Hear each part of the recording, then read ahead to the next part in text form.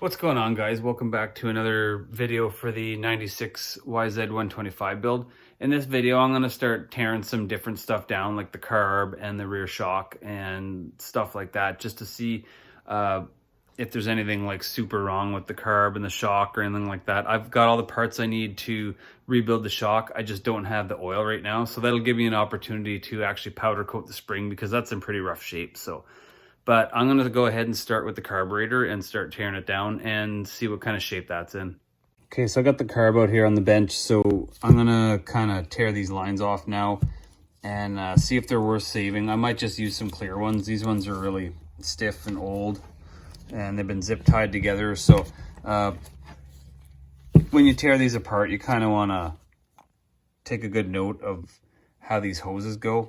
So I'm doing this on video, so I'll be able to look at how they went. But if you're not going to make a video, it's a good idea to take a lot of pictures to see how the hoses go back together after.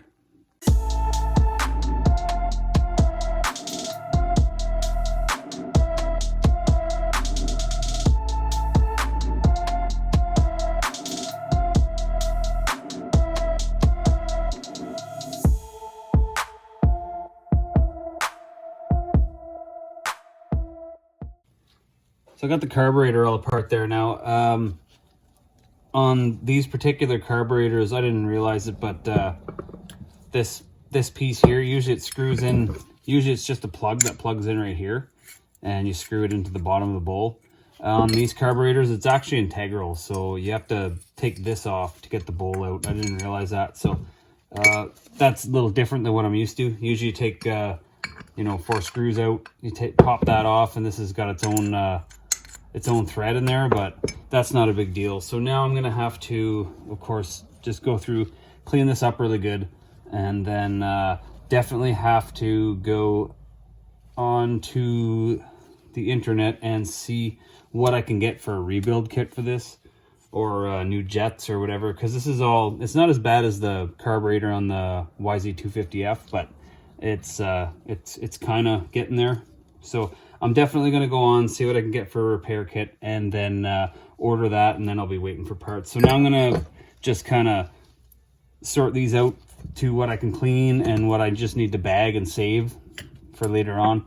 And then I'm going to move on to taking the shock apart. All right, guys, so I got the carburetor pulled apart here. So I went online and ordered a whole bunch of parts for this. So that's going to be on hold. I still have to clean this a lot better anyway. So try and get these as clean as possible. So now I'm actually going to move on to the shock, because when the carburetor's done, then the shock's got to go on next after I put that in.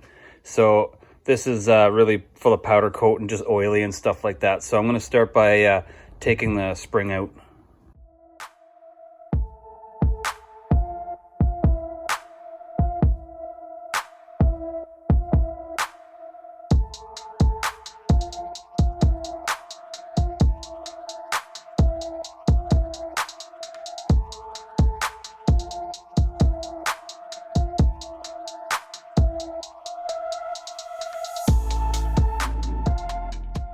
All right, guys, so I got the shock spring off here. So this is gonna get prepped for powder coat, and this here is gonna be washed at a later date. I'm gonna go ahead and just rebuild this shock. The only difference between this and the CR250 shock I did, which I'll put up in the corner there, the card up for the video, how you rebuild these shocks, they're all pretty much the same. So the only difference is on the CR250, you have to make sure that these nuts are on before you put everything back together, like all your piston and everything, because this ring is solid on the 250. This one here, you don't have to put them on, because you can put them on later on, because you can just slip this on after.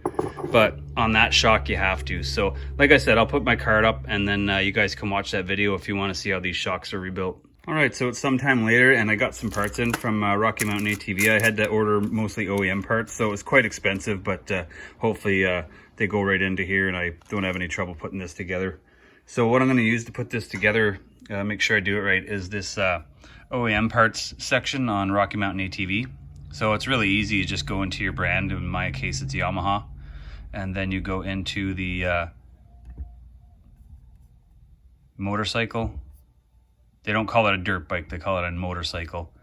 So, and then you go down to the year, and again, in my case, it's 1996. and then you go. Usually now you'll have to scroll down to get to the YZ250, YZ250F, YZ80, all that stuff. But for whatever reason, I don't know why, this particular model is called a competition. So they have it right at the very top. I had trouble finding it the first time. But anyway, you go into there and then you go into the carburetor section and then it'll bring up the parts fiche. So this here is it's a blown up version of how this thing has to go back together.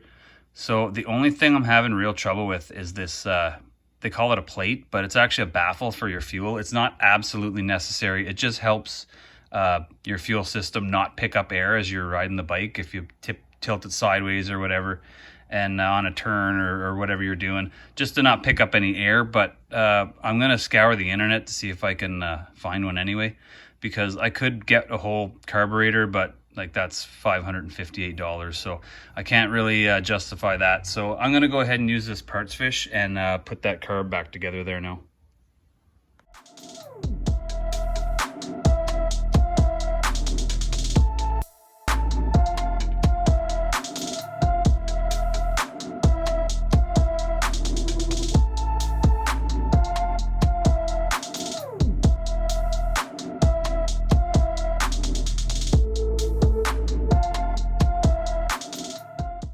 So I stopped the time lapse there, guys, just because I want to show, go into a little bit of detail about how this is where people usually get stuck on the air fuel mixture screw. So I'll show you how to install it, and just a base setting. So when you start your bike, the bike will run. You can go into detail in another video, but like I'm just gonna stop the time lapse here and show you guys like where the air mixture screw goes and like what order these pieces go into. So right here in that little hole, that is where this assembly is going to go into. So what you're going to do first is put in this little O-ring, because that's got to seal everything, and then that little O-ring there you're going to put in there, and then actually you can put it right on the screw. So you can go washer, O-ring, and then you can insert that in there. Just put that right in the hole there. And the way you set these up, like just a base setting, so like your bike will start and run, is you go all the way in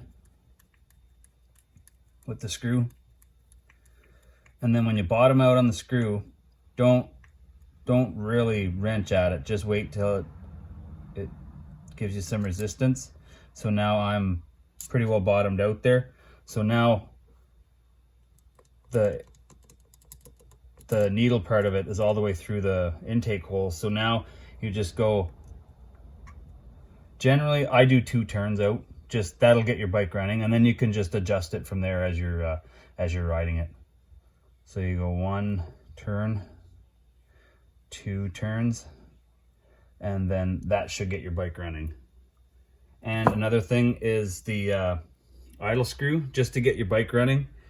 What I generally do is I'll turn it in until you see that little opening start to move there. Right, see if I'm getting this. That little opening there, you see it start to move, and then you know you've got it. You've got this seated onto your slide. So then when you start to see that little piece move, then I usually open it probably 1/2 to 3/4 of a turn, and that should get you idling. But it's really tough to say when you start these things up after they've been dead for so long. It's hard to say, but it should idle on that. Maybe a rough idle, but so you just turn it so you start to see it move. See if I can zoom in on that a little bit, bring it in closer.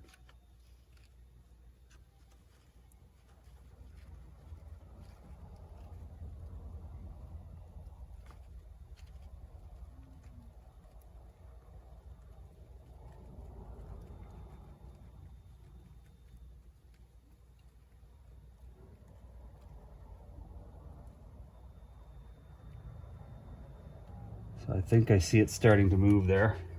It's hard to see. I'm going to look right at it here. back it out a little bit.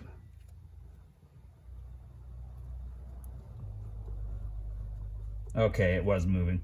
So now I can see it starting to move and crack open. So now I'll just give it I'll give it a full turn. And then I'll try it from there. So this is this jam nut is an 8mm.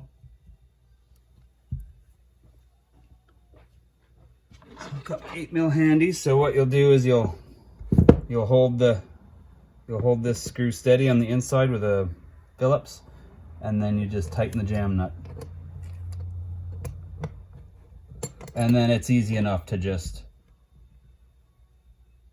adjust that while the bike is idling. So while the bike is idling and you want to go up or down on RPM, you can just loosen that jam nut off and then just make your adjustment, and then just do the exact same thing. Just tighten the jam nut up when you're happy with the bike idling. So this is gonna sit here for a little while because I probably got to order cables and everything. So I might put it back on the bike for now. Like I said, I gotta see if I can find that baffle there. So but I'm gonna probably call that good for now, and then I'll probably move on to doing the shock. But like I said, I'm gonna do that off camera because I've got a video on how to do these shocks, so that'll be good for now.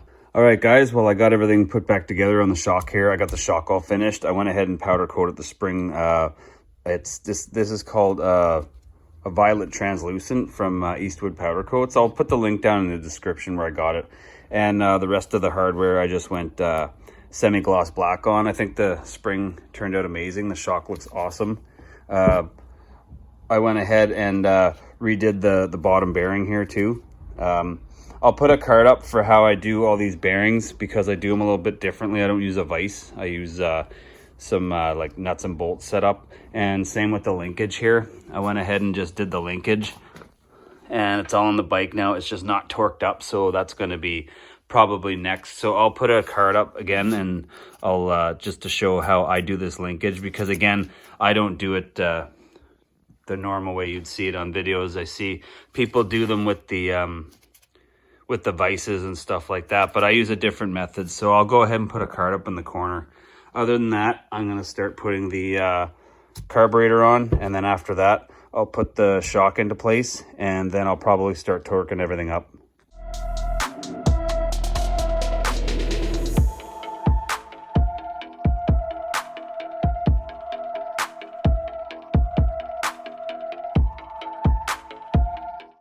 All right, so now that I've got the carburetor and the shock installed, I'm going to go ahead and start torquing all these nuts down. So with these engines, I'll start at the swing arm nut, torque that in first, and then I'll work from back to front. Then I'll torque the bottom engine mount and then the front engine mount. And then I'll go up top and I'll do the hangers. And then when I'm done that, I'll start at the bottom with all the swing arm linkage, and I'll work my way around, and then I'll do the lower shock bolt, and then I'll do the upper shock mount.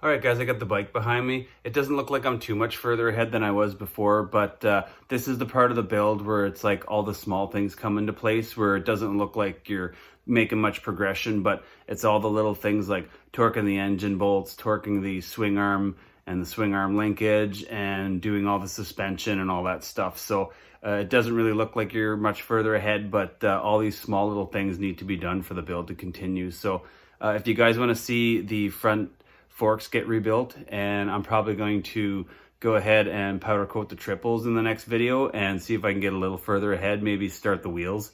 If you guys want to see that, make sure you hit the subscribe button and hit the notifications bell. And if you like this video, if you found value in it, make sure you give it a thumbs up. So that's going to do it for this video. And as always, thanks a lot for watching.